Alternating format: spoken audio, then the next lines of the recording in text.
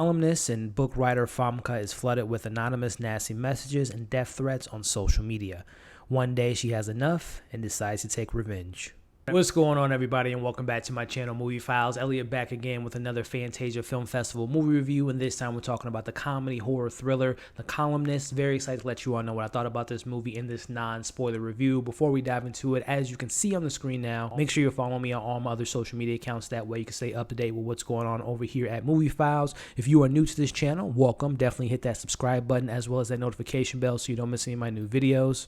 Give this video a thumbs up. Helps out the channel tremendously, but I also really appreciate it. And in the comment section, let me know if you guys are familiar with this movie. I'm going to leave the trailer below. Let me know what you thought of the trailer, and let's have some fun discussions in the comments below. So the last few days, I've been watching some really good movies from the Fantasia Film Festival, and I have to say, starting off with the positive, this is in that batch of good films. I really enjoyed this film. The director, Ivo van Aart, I thought he did, or Ivo van Aart did such a great job of balancing horror, comedy, thriller. We know that is a very tough bunch of genres to kind of mesh into a film. It's either takes itself too seriously or it's too silly. This film finds the perfect balance of giving us this film character who's a journalist, who's a columnist, who shares her opinions on things. But we all know how the internet reacts, especially when it comes to women's reactions and comments about social issues or just anything, right? So I love how this film handles what we can all relate to,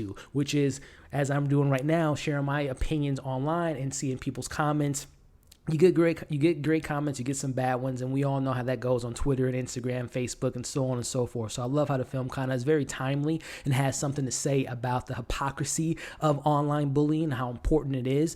But at the same time, this film has a nice balance of injecting some comedy, injecting some satire, some satirical aspects of this film. You have Famke as our lead character, played by, I believe her name is Katja Herbers. If I'm pronouncing that wrong, I apologize. She was fantastic through and through. You're seeing her. She's very timid at first. She wants to voice her opinion. I love her relation with her daughter, who's also kind of in the same boat. A young lady trying to voice her opinion, but her principal doesn't want her to speak her mind. But I love those two characters, but in particular with Famke.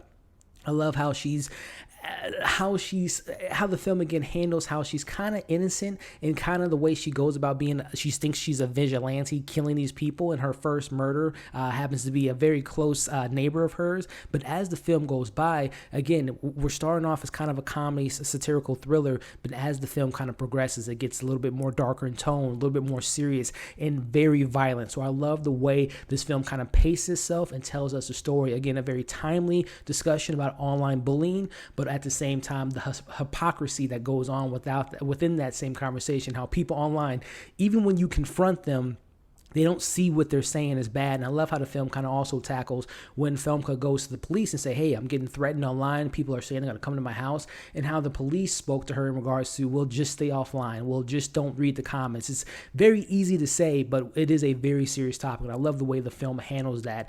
Another thing that I really appreciate, I talked about her briefly, but Claire, her daughter, the younger, her young daughter, I thought she was fantastic in this movie, as well as her love interest. I thought that everyone in this movie did such a great job of telling their story and giving a great performance. But again, Famke, Katja, she was incredible. I've seen her in other things before, like Westworld and some other movies, but she is fantastic in this movie. And again, seeing her from the beginning all the way to the end of the film, such a great character arc, some great moments and some great performances through and through, as well as a great direction, the cinematography, and again, the pacing was incredible for this film. Again, it doesn't take itself too seriously, but as the film kind of goes on, the subject matter gets serious, the topic at hand, the violence of the film heightens, and it's just a really well-paced, really well-put-together film that I can't recommend enough. If there were any criticisms, I will say after Famke kind of becomes this vigilante, aka serial killer, we don't necessarily see that switch, or when it kind of just when she makes her first murder, I would have liked to have seen her maybe step back a little bit and realize what she just did, but we don't really get that moment where she's kind of realizing that she's become this serial killer until later on in the film, but I would have liked to have seen that at the beginning. But literally, that's like my only issue with this film, and that's really not really an issue because the film does highlight that later in the movie. I just wish it was a little bit earlier in the film. But again, the pacing, the satirical satire, comedy, drama, horror works so well within this film, and I am just very impressed by this director as well as the performance by Katja. So when it comes to the Columnist, I'm giving this a 4.5 out of 5. It's probably one of my, if not my favorite film that I've seen so far in the film festival, and I have quite a few more to check out, but I definitely recommend you all give this a shot once it's available. Again, this is at the film festival at Fantasia. Really enjoying this so far, and I am having a blast. But make sure you give some comments in the comment section below. Make sure you give this video a thumbs up. Let me know your thoughts on the trailer and if you're excited to see this film. And if you haven't seen this film, let me know your thoughts about it as well in the comments. So thank you all for watching this review. Again, this is one of many Fantasia Film Festival reviews on this very channel. So click that playlist, check out some more of my reviews covering this incredible film festival. Thank you all for watching this review, and we'll see you on the next video.